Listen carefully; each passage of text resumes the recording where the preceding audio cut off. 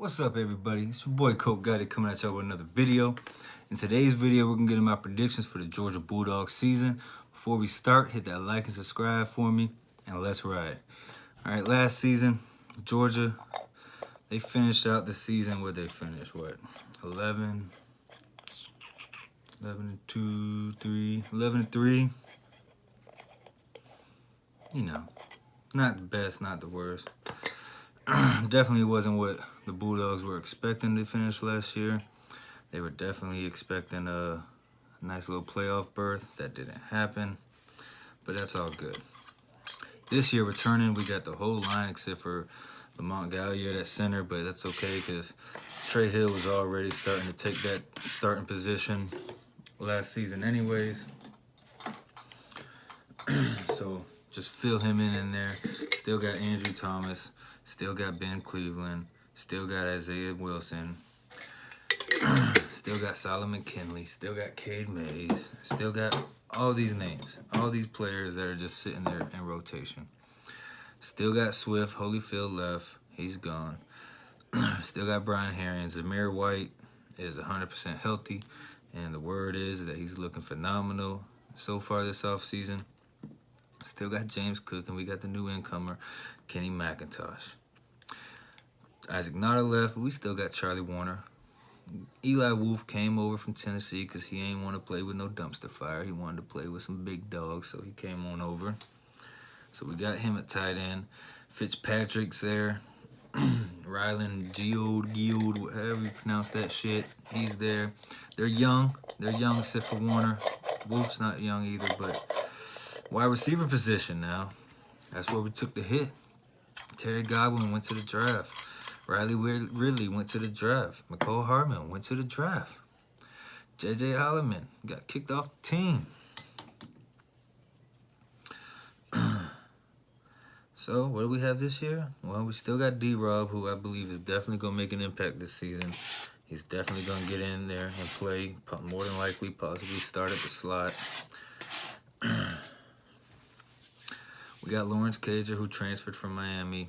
I don't really think he's going to...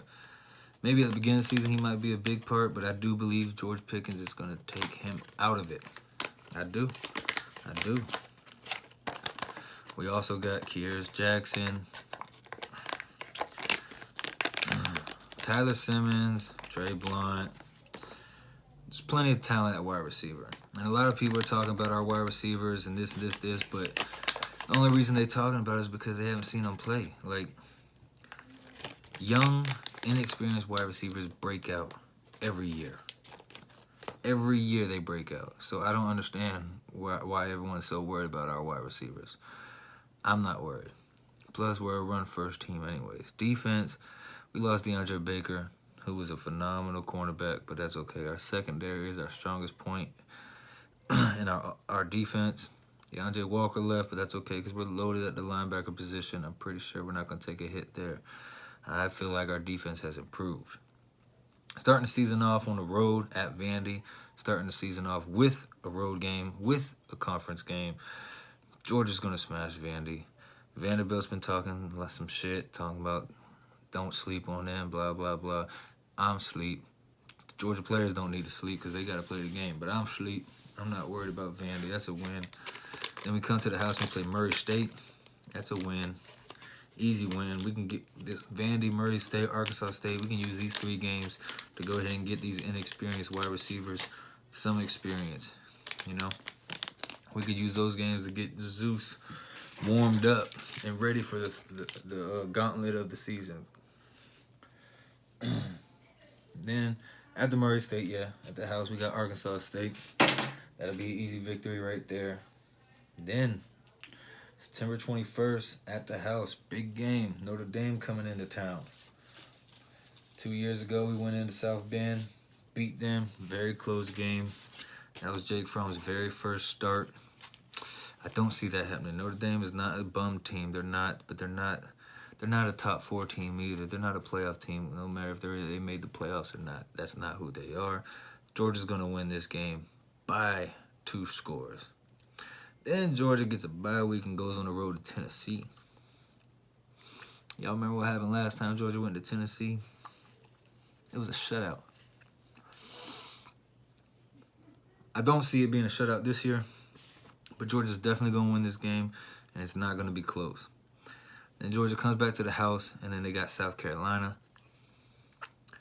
which we're going to win that game. South Carolina is not running with us. They haven't ran with us for years, not since Spurrier left. Plus Muschamp, I mean, like I've said before, no matter where the man's coaching at, the man works for Georgia. He just doesn't beat us. So Georgia's going to beat South Carolina. Then we stay at the house and we play Kentucky. Last year, Kentucky, that was their shot. They had all the hype.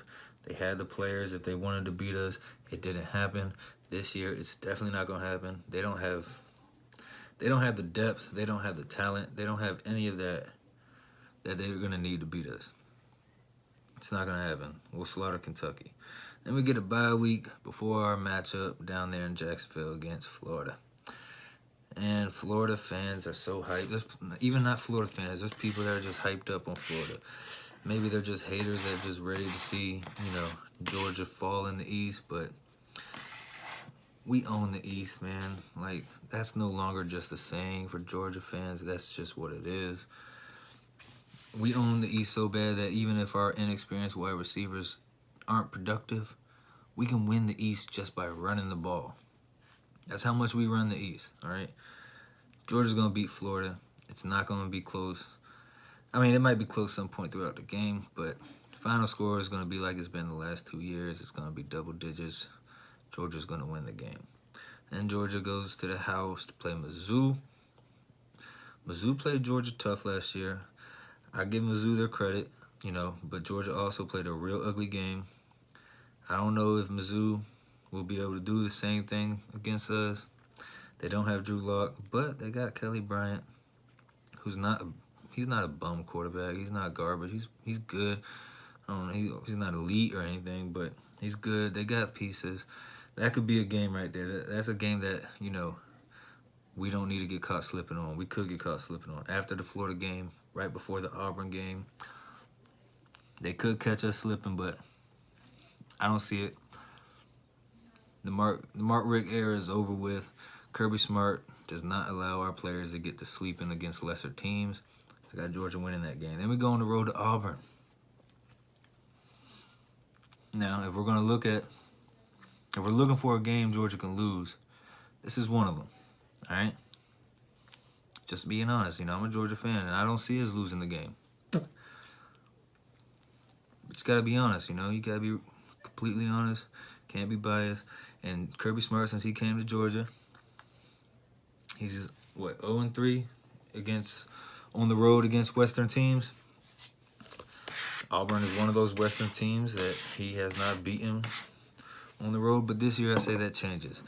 Auburn's going to be a good team, but that quarterback situation, considering that they don't have the experience, and yes, I've said before, I'm big on Bo Nix especially, but Gatewood's good too. But they're not going to be ready for that game, and that's going to be a key factor for Auburn. I got Georgia winning that game. Then Georgia comes back to the house for the biggest game of the season, in my opinion, where we host Texas A&M. This is another game that we could lose. I'm high on Texas A&M this year. Honestly, if they didn't have such a tough schedule, I'd probably have them maybe making a run to the playoffs. But I got Georgia winning this game simply just because of depth and because we're at the house on this game. I don't see Texas A&M coming into Athens and beating us. Then we go on the road to finish the season off against Georgia Tech. Well, there's no need to talk about that. We're going to win that game. Georgia Tech's got a new coach. They have all triple option players, and they're switching to the offense. It's not going to work. Even if he gets them competitive, it's not going to happen right away.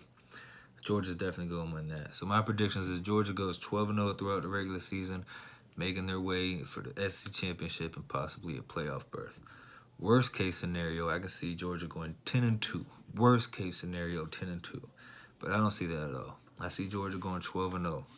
Make sure y'all hit that like and subscribe button, though. Next videos coming up is going to be my conference championship predictions, then my playoff predictions, and I'm going to put out my own top 25. It's your boy, Coach Gotti, and I'm out.